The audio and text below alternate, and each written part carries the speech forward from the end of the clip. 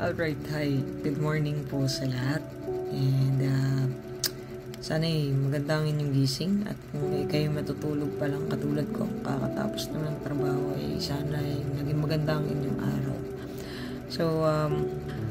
So meron kasi ako nabasa kahapon na Bible verse.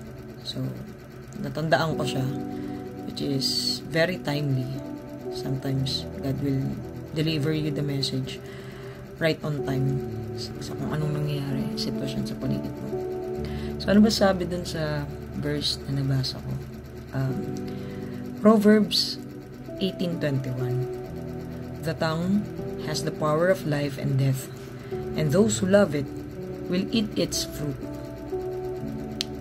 From dun pa lang sa umpisa niya, maintindihan mo na, maunawa mo na pinaparating ng mga pangyarihan, pananalita ng tao.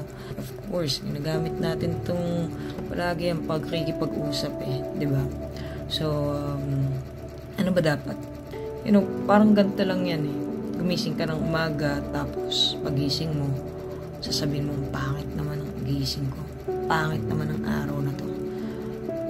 And actually, that will happen. That for the whole day. Ganyan yung mangyayari sa'yo. For the whole day, na parang pangit ng araw mo kasi binigkas ng bibig mo. Kung anong ibinigkas ng bibig mo, usually makapangyarihan po talaga yan. Words have great power to bless and to curse. So, kung ano ba pipiliin mo?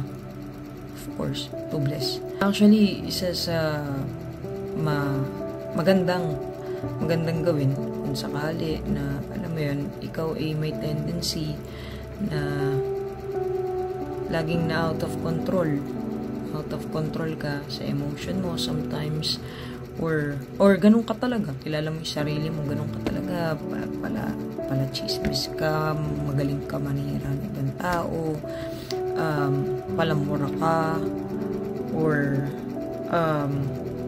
hindi maganda yung mga ibinibigkas ng bibig mo sa tuwing may kausap ka.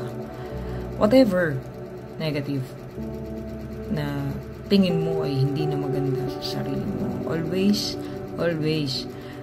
ask God for help na, alam mo yun, tulungan ka na pahintuin. Iniisip mo na, Lord, please help me, na please stop me from doing this or saying this. While thinking that, nakakapag-isip ka na rin na dapat pala hindi ko nasabihin to.